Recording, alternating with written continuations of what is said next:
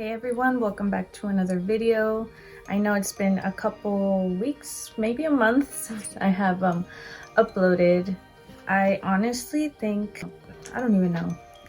No excuses. I'm trying to be consistent on YouTube, but I mean, it is kind of hard because I have a part-time job and I go to college. But anyways, if you're new to my channel, I'm trying to upload more consistently, and I will be taking any video requests, so you can leave them down below. But yeah, I would love for you guys to subscribe if you enjoy videos. I do mainly makeup, beauty related videos, a couple hauls, and yeah, so today is going to be an eyeshadow.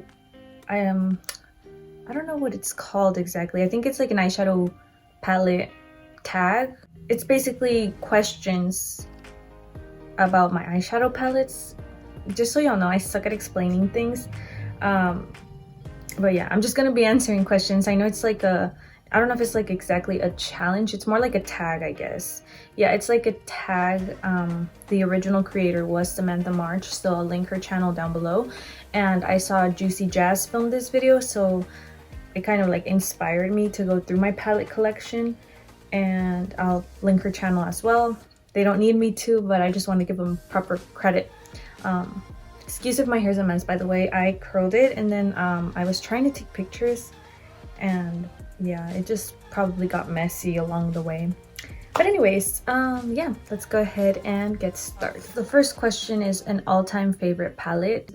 For me, it has always been this palette. I have mentioned, I guess, in my channel before that this is my favorite palette. This is the Too Faced Pumpkin Spice. And the reason this is my favorite palette is because you can create so many looks with this. Like if I could only keep one, it probably would be this one.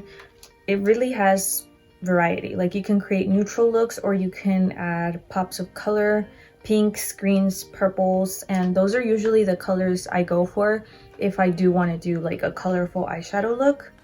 Plus it smells amazing, so honestly, I just like having variety in one palette. Like sometimes I'm in the mood to create something really pretty, really colorful. Sometimes I want something more simple, more neutral. So this palette pretty much has it all for me. And then the next question is a new favorite eyeshadow palette. So I would say for me, a new favorite would be the Zoeva Matte. I don't know when this came out exactly, but I know that I found this last year. And I remember when I used to be like, I'm never gonna have an all matte palette. That's just so boring. Like I always wanted a shimmer on my eyelid, and I still do. I love shimmers on my eyelids. But honestly, this is like, mainly I love this red shade here. It's so pretty, and I like to use it like to do that smoky winged out look. It's really easy to work with this, and honestly, this kind of makes me want to try more Zoeva palettes. But it's really simple. But I really have been using this a lot. Okay, then we have a Keep for Memories eyeshadow palette. For me, no doubt, this is the Tartelette in Bloom Tarte palette. It also smells amazing. And this is one of the only palettes I've actually hit pan on. And that is because it was my first palette that I ever got. I remember it was my 16th birthday. I went to Ulta. My mom got it for me, and I was so excited because it was my first high-end palette. And back then I didn't have like the money to be buying whatever palette I saw on the internet that I wanted. So this one was really special to me. It looks like this, as you can see. I was tempted to buy the Toasted one. I think now if I had the choice, I probably would pick that one. Like the colors are just, I guess the color story is more of something I like, but this one is still beautiful. I still use it a lot. Yeah, this one is gonna stay with me until, I don't know, it's just like, I feel like it's convenient to have it in my collection. Even though it is pretty old, it still works beautifully. Next, we have a palette that is not my favorite, but I can't get rid of. And for me, that would be the Alamar Cosmetics palette. I bought this a while ago actually, and I feel like I haven't used it that much. And honestly, the shades are really, really pretty. It's not my favorite, I guess, because it doesn't have like that many crease shades, transition shades.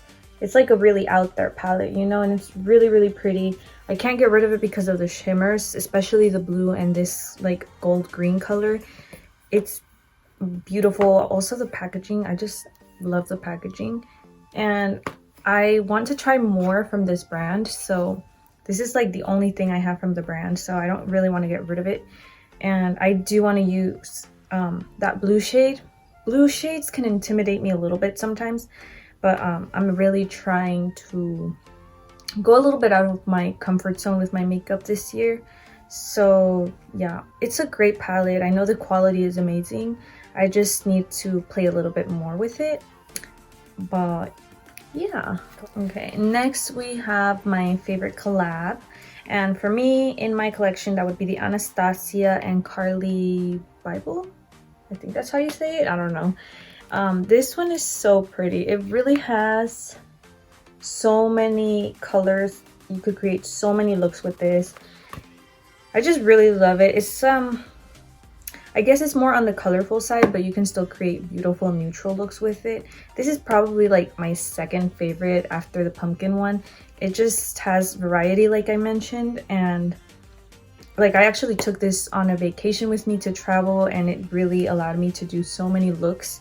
So yeah, this is personally my favorite collab just because of the variety. It's a unique color story to my collection, honestly. I don't have anything like this. Then we have a 2021 favorite. ColourPop has been releasing so many palettes, so usually I'm really not purchasing from them too much or drawn into their collection. I see a lot of posts on Trendmood and usually nothing grabs my attention.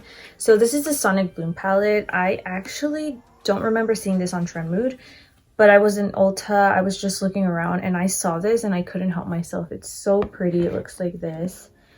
Once again, it has a lot of color to it. I usually like color. Today I actually did a neutral look just because it was for Instagram, but this is so pretty. As you can see, I like palettes that have like neutral colors but also have colorful eyeshadow, and this one is so pretty. It has, I mean, you could honestly go down the row. I feel like it's really nice. And even though ColourPop released a lot of releases, I think this one was a pretty good one. And yeah, they should slow down with the releases though, because I feel like it doesn't give us time to enjoy what we have. I don't know, I feel like they rush too much. But yeah, this was my 2021 favorite. I didn't buy that much because I don't even have that much space for my eyeshadow palettes, but this one was a good one. We have palettes that I did not expect to love. For me, well, it's one, but I guess it counts if I do two because it's the same brand. These are Lorac, yeah, Lorac palettes. This is the Lorac Pro palette in Noir, and this one is in Fairy Tale Forest. So I bought the Noir first because it was on sale in like Ulta's 21 Days of Beauty. And I was like, okay, why not? I'll give it a try. It's really smoky. I feel like I could do a lot of things with it. When I tried this, I was really impressed. The mattes were beautiful. I love their eyeshadow formula. And I think what really kind of like impressed me the most were the shimmers. The shimmers are so beautiful.